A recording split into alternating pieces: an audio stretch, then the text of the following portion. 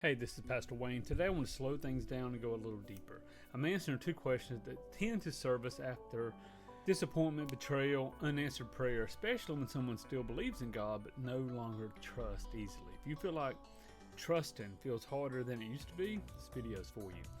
And this is brought to you by Pastor Wayne Sutton. If you need coaching, if you need some counseling, Christian counseling, then go to pastorwaynesutton.com on the main page, scroll down, sign up for us. So let's go into our questions. Pastor Wayne, I want to trust God with my future, but the past didn't turn out the way I prayed. How do I trust Him again without feeling naive or setting myself up for disappointment? Well, this question gets to the heart of mature faith.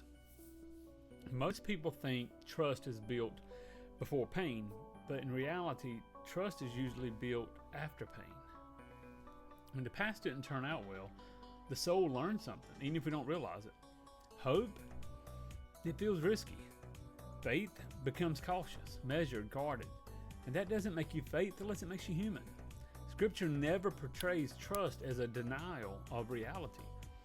And biblical trust is not optimism, it's anchored confidence in God's character, even when outcomes were confusing. Let me say that again. Biblical trust is not optimism. It's anchored confidence in God's character, even when outcomes were confusing. The Psalms are filled with this tension. I trusted you, and I was hurt. I believed, and I'm still waiting.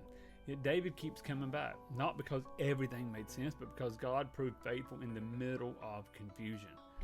And here's a shift that I think will matter to you. Trusting God with your future does not mean pretending the past didn't hurt. It means refusing to let the past define what God is still able to do. Sometimes trust looks like bold faith. Other times, trust looks like simply saying, God, I don't understand, but I'm still here. And that counts more than you think. And when trust with God is shaken like that, it almost always affects how we relate to people. Which takes us to the second question. Pastor Wayne, I've been emotionally betrayed by someone I trusted deeply. I want to heal, but I don't know how to trust again without becoming guarded or cynical. Kind of talked about this from another email a couple days ago. We'll go a little deeper on it today, because this is where many people get stuck. Betrayal doesn't just break trust with others. It fractures your sense of safety, sometimes your discernment, and a lot of times even your own trust in yourself. That's why people say, I don't just trust them less. I don't trust my judgment anymore. And here's something the church doesn't always say clearly enough. Trust is not a moral obligation, it's a relational outcome. God does not command you to restore trust quickly. He invites you to heal thoroughly. And rebuilding trust does not mean reopening access, rushing reconciliation, or pretending that nothing happened. Forgiveness releases the offense, but trust requires consistency, safety, time. And if you look how Jesus lived, He loved freely, but He trusted selectively. He forgave, but He still set boundaries. Rebuilding trust starts internally. Learn to listen to that discernment again. Understand what warning signs you may have ignored. Set boundaries that create safety but not isolation.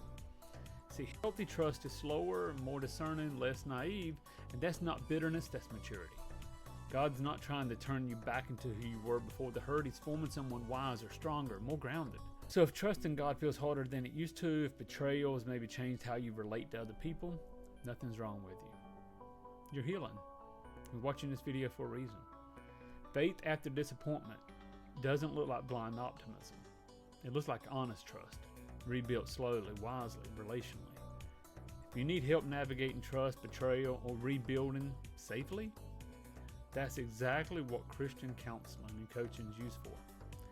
Again, I would love to work with you one-on-one. Go to pastorwaynesutton.com and scroll down. Until then, hit that subscribe button. Remember, Jesus Christ is always there for you. He'll never leave you, never forsake you. And I'll see you on the next video.